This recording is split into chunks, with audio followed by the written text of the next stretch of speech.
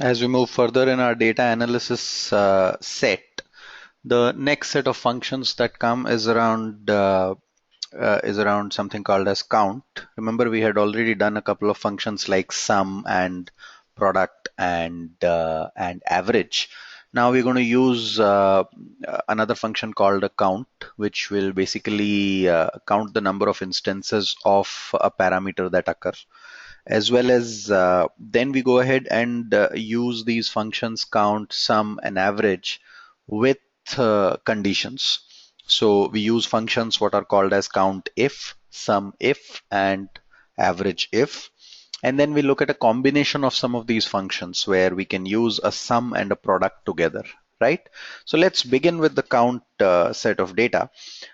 Count gives us three broad different function sets. The first one is called count, the second one is called count A, and the third one is called count blank. Let's say we have this set of data available with us, which spreads over a set of about 16 rows roughly, right? Now we need to count the number of instances that appear there. So when we look at count, count as a function, if I click this open, is counts the number of cells that contain numbers. Remember, only numbers, right? So if I basically include this entire range and I say OK, you will find that it gives me the answer as 2. That's because we have two numbers, 1, 2, 3, and 2, 1, 3, 4, 2, 1, right? So we have only two numbers. Count A, on the other hand, there's a function called count A, which if you open the range, count A, open bracket, and then open this, it'll find the number of cells in a range that are not empty. Number of cells in a range that are not empty. Once again, you select this entire range. It not only gives you the numbers, but it also gives you those which are not empty, which means it counts these two as well, right? So it takes out these four data points and gives you the number of elements that are available. Then you move ahead and look at the next one, which is something called as count blank. As the name suggests, it will tell you how many blanks are there, right? So we put in count blank and you again select the range that is available and it will give you the number of blank cells. Remember, we had 16 cells, 12 of those are blank, 4 of those have any data that is a non-blank data available with them, and 2 of them have numbers. That's what count, count A, and count blank do for us, right? So that's the functionality of how count works. Now let's add a condition to this. Count is a simple function, but we can add a condition where it counts only if something happens, right? So count if is what we're going to do. Let's say we have data given for a lot of individuals with their hiring dates, number of years in work, with what is the job status at this point of time and what is the job rating at this point of time. I want to count the number of people who are essentially full-time employees, right? So let's say count full-time in cell G5. That's where we kind of count the number of employees who are full-time, right? What do we use? We use a function called countIf, open bracket, and now you will see there are two parameters that it will take. First, it will take the range that you have to count, and then it will take the criteria that you have to count. So basically you take the range that you have to count, and the criteria is essentially whether it is full time, right? So that's the criteria that you're going to use. Ensure that we use exactly the same string that is there. So we use full time, and you see here that the small 7 has appeared.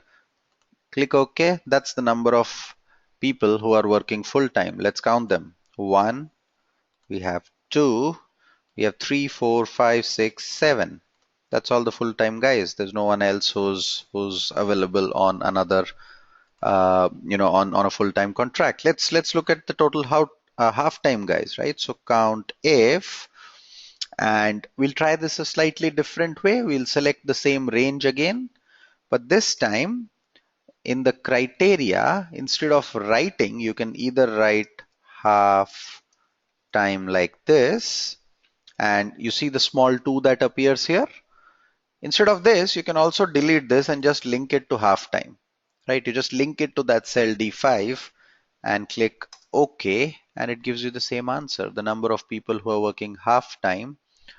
Let's look at this, and let's look at this is half time, and there's another one who's half time. And similarly, total contract, that's count if, select the data set and say contract. So just select. As you keep practicing it, it becomes much faster and faster. And that's the contract guys, which is 2. And then there are some hourly guys. Now you have to find out years which are greater than equal to 15, right? Greater than equal to 15 practically means greater than 14 in this case, right? So count if, what is the number of years, and greater than 14 is the range that you look at. So greater than 14 is what we look at. Now look at what happens when we or let me open the dialog box. And when you write greater than 14, it says invalid. It shows the invalid number. That's because the data that you're looking at has to be in a string, right? So how many are greater than 14? That comes here as 11. We click that, we get number of years greater than 15 or equal to 15 is this much. Less than 15 is going to be equal to COUNTIF, the range of years once again, and inverted bracket less than 15, and press enter, and you find there is one person who has worked for less than 15 years. Ratings equal to 5. How many people have ratings equal to 5 and ratings greater than equal to 3? So count if the range for the rating, job rating, comma, bracket, inverted commas is equal to 5, right? So you can either write is equals to 5, which gives you the number of ratings that are equal to 5. Let's open this dialog box and try it another way. So let's just put it as 5. That also works. So either you are testing the expression, is it equal to 5, or you just put a 5 there and it'll count if the number is equal to 5. This only works in equality, remember. Whenever you have to check for greater than or less than numbers, then you will have to bring in the inverted commas there, right? So that's the count if this is the number and greater than equal to 3, which means it is greater than 2. Count if, let's look at the range, select the range, comma, and inverted commas. You plug in the number. You can always write it here in the top bar itself. So we will write it here. You can note it here as we are writing it. You're saying greater than 2, inverted comma, close bracket, press enter, and we get the set as 3. Ratings, people who have ratings greater than equal to 3 are 8, which means there's one person who has a rating of 2 and there's one person who has a rating of 1, and so on and so forth, right? So those are the data sets that we kind of get. So that's what we do with the count if function. Now similarly, as we have count if, we'll look at what is called as SumIf. Now let's assume we are given sales of a variety of foods, vegetables, fruits, and butter, and without a description.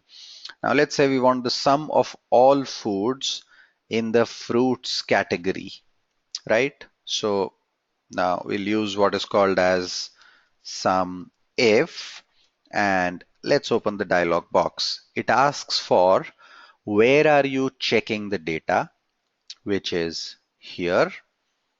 It asks for what is the criteria, so you can actually link it to what the cell is, which is fruits, and then you have to look at what is the sum range, is where the cells you have to add up to. So that adds up, and you click OK.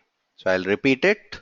When you look at the dialog box here, the first set A4 to A9 refers to the point where you are essentially looking at the data, right?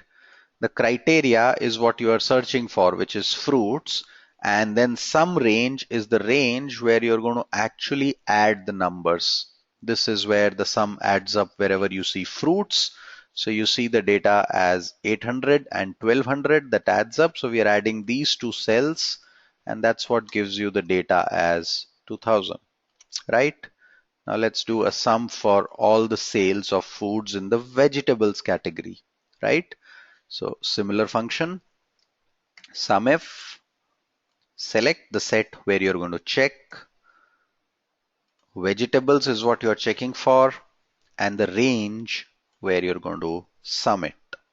Enter, we get 12,000. How do we get 12,000? 2300, 5500, and 4200.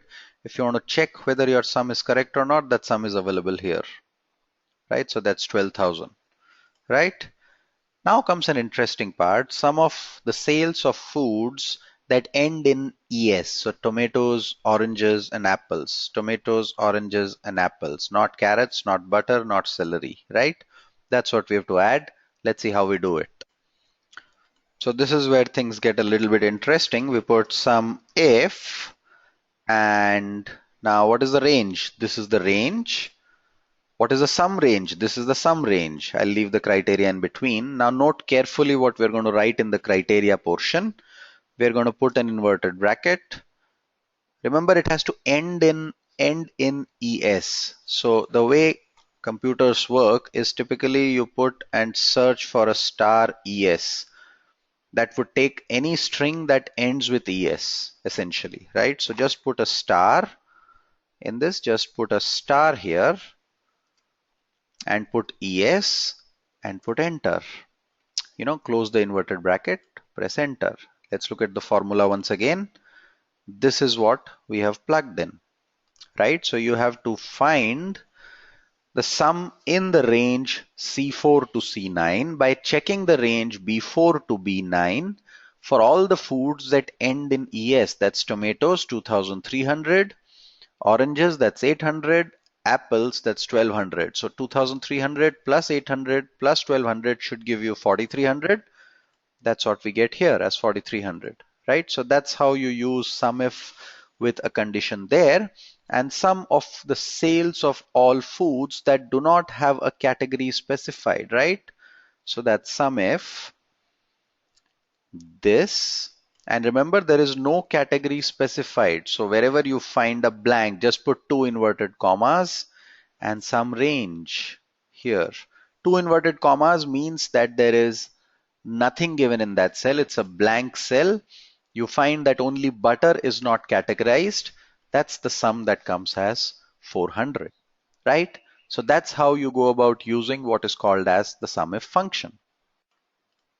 Next, we move on to average if. And now let's say this is the payroll data for a set of employees who work in certain departments in a particular state. This is the number of hours they work for, and this is the rate that is paid to them. Let's say I want to find out the average rate for employees from the state of Rajasthan, right? So just like SUMIF, you use average if and open up fx range. Where do you want to look at the average range? That's here. What is the criteria? Just select Raj and average where? I want to average the rate there. And I click OK, and what we get is 25.7. What is the average rate for MP? Average if, let's try that, select the cells of the state, comma, select MP, comma, and select all this. Now remember, we have only one data point in MP, so that should be the average, which is 17.9. That's what we see here as 17.9. 17.9 and 17.9. Both the points give us the same data point because there's only one data item, and that's why the average is the same as what we see here, right? So that's broadly what we see here. Now this follows into one more interesting function. Now what we have seen is we have used sum, we have used count, and we have used average along with a logical function, that is if. We move further and use now two of these functions together, which is, let's say, sum and product. Let's say there is a company that sells computers, keyboards, mouses, and printers in a day. This is the quantity that they sell, and this is the price of each of the items that they are selling, right? Hypothetical prices. If I have to find the total revenue, what can I find? So I can either do a revenue and I can put an equals to 2 multiplied by 100,000, sorry. And then if I drag and drop this, it gives me the overall summation of revenues, and I can plug in a number which is called as sum, right?